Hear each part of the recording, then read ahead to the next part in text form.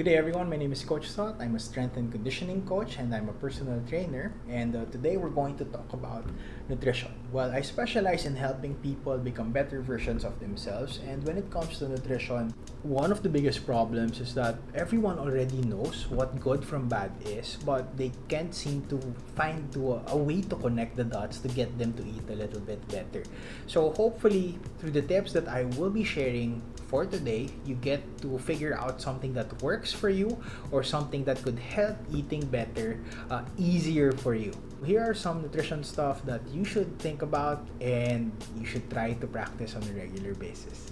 Tip number one, consult your doctor. So consult the doctor, consult the nutritionist. Remember that whatever you're trying to do right now, if you're trying to go start a diet, always remember to consult your doctor or your nutritionist first, because if there's anyone who can tell us what's happening inside our bodies, it's the doctor, right? I know you have specific goals that you have to reach, but before starting a routine, you have to consult your doctor first, because they can tell you if what you're doing could lead you more good than harm or the other way around. Tip number two, failing to plan is planning to fail. One of the best ways to get you to eat a little bit better is to plan ahead. When you're hungry, you're not really thinking straight. And most of the time, this is where we make most of our decisions. So if you want to eat better, everything starts with the planning. What you will be having at home is what you would be eating while you're at home. It's a better way to plan ahead to get you to figure out what types of food you would be buying in the grocery, and at the same time, this gets you to limit mistakes that would force you to get to eat a little bit less healthy. So planning ahead plays a good part. Decide where you're eating before you get hungry. Next up, always remember that you're always going to eat what's on the table. So if you have it at home, especially right now when majority of work is done at home, remember that what you have is most likely what you would be eating. So if you're trying to avoid overeating junk foods, for example, one of the best ways to try to limit that is not actually having it at home in the first place. It's one of the techniques, one of the bodybuilders that I know do. Especially when they're doing contest preparation, bodybuilders are known as people who have tremendous control when it comes to discipline, when it comes to their eating and their work ethic. And even those people, in order for them to be able to really avoid, what they do is they don't buy the stuff that they shouldn't be eating. And of course, not having that available in your house gets you to minimize the chances of you being able to eat that one. You'd want to focus on getting the food that you should be eating more and making sure that that is readily available at home. Now, I do understand that you have some cheat food that you have that you enjoy eating. So what I do usually is, let's say the cookies, for example, I put them in a container that's something that I can see into, and then what I do is I put that container topmost part of the cupboard, and when you're hungry and you take a look around and you see the fruits, it gets you to think, if I'm really hungry, then I'm probably going to eat the fruit. And at the same time, if I'm not really hungry, then I'm probably craving. Maybe I'm just looking for a specific type of food, and if that's the case, I know that I shouldn't succumb to that pressure of being tempted to eat my cheat food. Of course, I save that for a rainy day, especially for those times that I'm really stressed during the workday. That is where I know where to get my cheat food. We'd want to create an environment that would lead us to make better decisions consistently. I do trust you when it comes to you trying to do your best to get to reach your goals, but it also works if you create that environment that will lead you to make better decisions. So when you buy your groceries, for example, be sure to get more of the good stuff.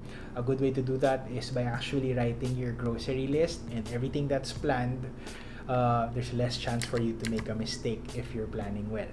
Tip, you have to learn how to prepare your own food. You'd want to make sure that what you're eating is what you're getting. You need to learn to know how to prepare your food. And the more you have control over something, the more controlled the outcome is. Especially when it comes to you reaching your goal, you want to be able to have control over what goes into your body. So this is one of the main differences when it comes to preparing your own food. Let's say if you don't learn how to prepare your food, Sometimes when you go for like a morning coffee run, for example, a pastry and a large drink could lead you to get in 1,450 calories, when in fact 1,450 calories could amount to an entire day of eating that's actually planned. Planning ahead, is going to lead you to make better decisions. A lot of us take in snacks like macadamia nuts, for example. When you eat macadamia nut, you usually eat the whole can, and you get to understand that if you plan ahead, you tend to minimize this mistake. Usually when you eat, let's say, a palm full of macadamia nuts, that could lead you to 461 calories, when in fact, something as much as 480 calories is something that would consist of a full meal, something that would get you fuller and get yourself to feel like you haven't been cheated on. You always have to plan. I mean, failure to plan is planning to fail, basically.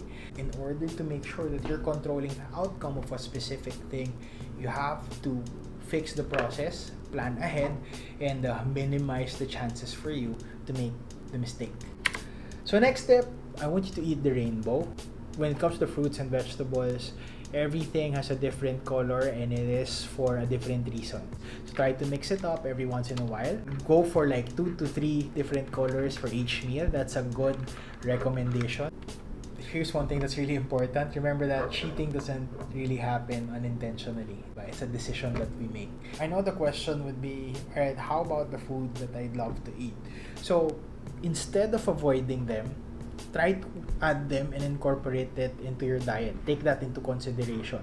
Accept that, okay, I wanted to eat a cookie today, so I'm gonna add that to my diet. And then when you add that to your diet, that's when you start making adjustments and recommendations. So when it comes to the food that you love eating, I mean, these are the least of your priorities, but you have to remember that yes, they do play a part in making sure that you're taking care of yourself, making sure that you're still enjoying life to the fullest, but remember that these are like the least of our priorities. So if you're going to try to incorporate cheat food to your daily meals, just work on making sure that you start first with what you need first before the things that you want. So what I do usually in my meals is I start first with the types of food that I need. So the vegetables, the protein, the carbs, and the healthy fats. So I start with that one. And then once I'm done with that one, then I get to ask myself, now, do I still need my favorite cheat food, for example? So me, I'm a huge cookie eater. So sometimes I get the occasional dessert. And what I just do is I just keep in mind that this is something that I'm eating not because I want to fill myself with food, but it's more of like I'd like the happiness that I get from the food that I'm eating. So I start first with what I need, and then I work with that dessert, something that I want, and then what happens is I minimize overeating, something that I shouldn't be eating a lot in the first place.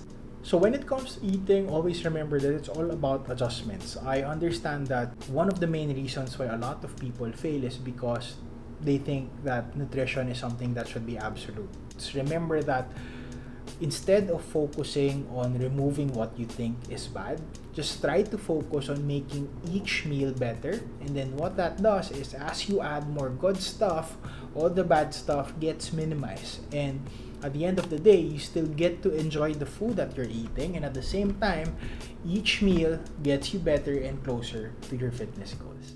And that's my video today for nutrition. Thank you for listening. Again, my name is Coach Thought. I'll see you on the next video. Have a great day, everyone.